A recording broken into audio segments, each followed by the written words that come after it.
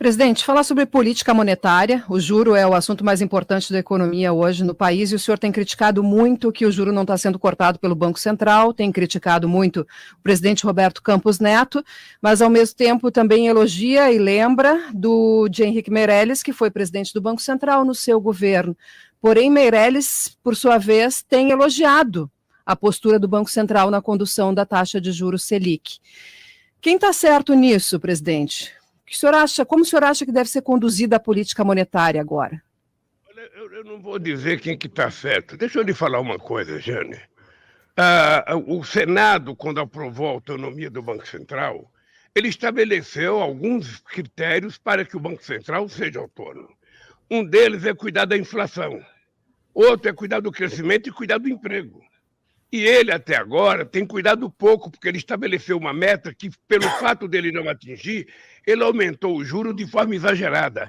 Não existe hoje nenhuma explicação econômica, sociológica, filosófica, do que você quiser pensar, para que a taxa de juros esteja a 13,75, porque nós não temos inflação de demanda. Se aumentava o juro quando você tinha uma demanda crescendo, que precisava reduzir a demanda. E o Meirelles cansou de fazer isso. Então, eu acho que é um equívoco. Não tem um setor da economia, a não ser o setor financeiro, não tem um setor da economia, seja das grandes empresas, pequenas empresas, médias empresas, pequenos varejistas, grandes varejistas, ou seja, todo mundo contra esse absurdo dessa taxa de juros, que ninguém pode captar dinheiro para investir a 14%, 15%, 16% de juros. As pessoas vão quebrar. Então, é preciso reduzir a taxa de juros para que ela fique compatível, inclusive, à inflação. Para a inflação em 12 meses está menos que 5%, por que a taxa de juros tem que estar nesse nível? Qual é a explicação? Não existe explicação. Então, eu tenho dito o seguinte, o Senado tem responsabilidade, porque foi o Senado que indicou e elegeu, aceitou a indicação do ex-presidente e indicou o presidente do Banco Central. Quando era o presidente que indicava, o presidente tirava ou colocava. Eu lembro que o Fernando Henrique Cardoso tirou uns 2 ou 3 presidentes do Banco Central. Outros presidentes tiravam. Agora você tem um cidadão que me parece que não entende absolutamente nada de país, não entende nada de povo, não tem sentimento com o sofrimento do povo, sabe? E mantém uma taxa de juros para atender os interesses de quem? A quem que esse cidadão está servindo nesse momento? Então, essa é a questão. E não é o Lula, não é o presidente, é o povo brasileiro, são os sindicatos, os empresários da indústria, do comércio, do turismo, do varejo.